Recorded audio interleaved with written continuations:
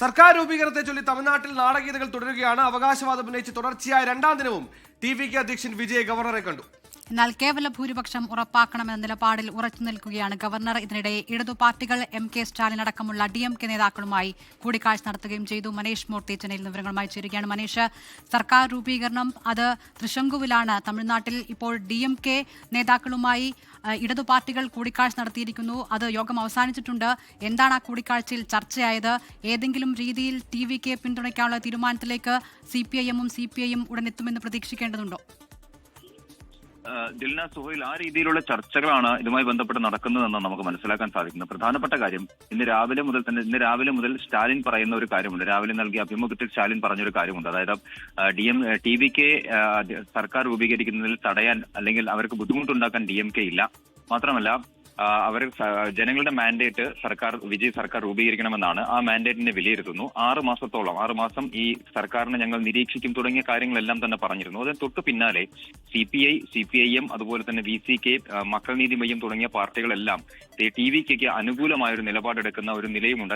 അതിന് പിന്നാലെയാണ് എന്തായാലും മുൻ മുഖ്യമന്ത്രിയായിട്ടുള്ള M.K. സ്റ്റാലിന്റെ നേതൃത്വത്തിൽ അവിടെ DMK ഓഫീസിൽ ഒരു യോഗം ചേരുന്നത്. അവിടേക്ക് CPI-യുടെയും CPIM-ന്റെയും അതുപോലെ VCK-യുടെയും പ്രതിനിധികൾ എത്തുകയും അവിടെ ചർച്ച നടക്കുകയും ചെയ്തിട്ടുണ്ട്. എന്നാൽ ഈ ചർച്ചയുടെ ഒരു റിസൾട്ട് എന്ത് എന്നുള്ളത് എന്തായാലും നേതാക്കൾ ആരും തന്നെ ഇതുമായി ബന്ധപ്പെട്ട് പ്രതികരിച്ചിട്ടില്ല.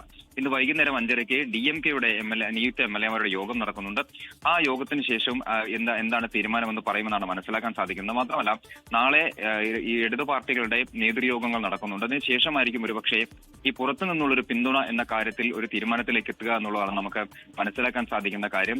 CPI-യുടെയും CPIM-ന്റെയും യോഗങ്ങൾ നാളെ നടക്കുന്നുണ്ട്. VCK-യുടെ യോഗം ഇന്ന് ചേരാൻ തീരുമാനിച്ചിരുന്നു. പക്ഷേ ആ യോഗം മാറ്റിവെച്ചിട്ടുണ്ട്. അതിനിടയിലാണ് DMK-യുമായുള്ള ഒരു ചർച്ച അവർ നടത്തുകയും ചെയ്തത്. അങ്ങനെയാണെങ്കിൽ പുറത്തു നിന്നുള്ള പിന്തുണയാണെങ്കിൽ അത് 6 സീറ്റുകളുണ്ട്. ഈ 3 പാർട്ടികൾക്കും കൂടി 6 സീറ്റുകളുണ്ട്.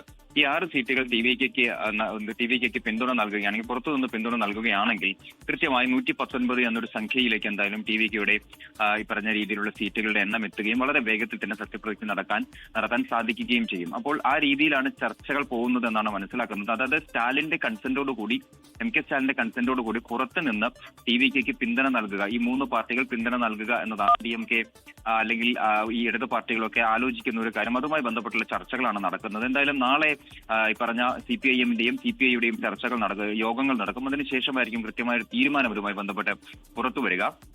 മറ്റൊരു പ്രധാനപ്പെട്ട കാര്യം, ഗവർണറെ കണ്ട് വീണ്ടും ഗവർണർ ഈ പറഞ്ഞ രീതിയിൽ സത്യപ്രതിജ്ഞയ്ക്കുള്ള അവകാശം അല്ലെങ്കിൽ സത്യപ്രതിജ്ഞ ചെയ്യേണ്ടതില്ല, 118 സീറ്റുകളില്ലാണ്ട് സർക്കാർ രൂപീകരിക്കാൻ അനുവദിക്കാനാവില്ല എന്നൊരു നിലപാടെടുത്തതോടുകൂടി പട്ടണപ്പകത്തെ ഫ്ളാറ്റിൽ വിജയും അതുപോലെ തന്നെ ടി.വി.കെയുടെ ജനറൽ സെക്രട്ടറിമാരും ലീഗൽ വിങ്ങുമായി ചർച്ചകൾ നടക്കുന്നുണ്ട്. അതിപ്പോൾ ഏറെ നേരമായി ആ ചർച്ച പട്ടണപ്പകത്തെ ഫ്ളാറ്റിൽ നടക്കുന്നുണ്ട്.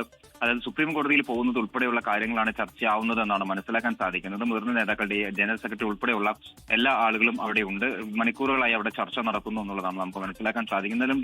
ടി.വി.കെ ആ രീതിയിലുള്ള ചില നിലപാടുകളിലേക്ക് കൂടി കടക്കുന്നുണ്ട്. സുപ്രീം കോടതിയെ സമീപിക്കുന്നത് ഉൾപ്പെടെയുള്ള കാര്യങ്ങളിലേക്ക് കൂടി ടി.വി.കെ ശ്രമം നടക്കുന്നുണ്ട്. അതിന്റെയാണ് എന്തായാലും DMK-യുടെ ഭാഗത്ത് നിന്ന് ഒരു വളരെ അനുകൂലമായ സർക്കാരെ രൂപീകരിക്കാൻ അനുവാദം കൊടുക്കുന്ന ഗവർണേഴ്സ് നമ്മൾ കണ്ടതാണ്. പക്ഷേ ഇവിടെ അത്തരത്തിൽ സമ്മതിക്കുന്നില്ല. 118 എന്ന സംഖ്യ ഉറപ്പിച്ചാലേ സത്യപ്രതിജ്ഞ ചെയ്യാനാകൂ എന്നാണ് ഗവർണർ പറയുന്നത്. ഇനി അതിനെതിരെ വേണമെങ്കിൽ കോടതിയെ സമീപിക്കും. അതിനപ്പുറത്തേക്ക് കേവലം വിജയ്ക്ക് ആവശ്യമുള്ള 5 സീറ്റുകൾ അത് വേഗത്തിൽ സംഘടിപ്പിക്കാൻ വിജയെ കൊണ്ട് സാധിക്കുന്നതേ ഉള്ളൂ. എന്തായാലും സത്യപ്രതിജ്ഞ വൈകും. പക്ഷേ മുഖ്യമന്ത്രി അത് വിജയ് തന്നെയായിരിക്കും.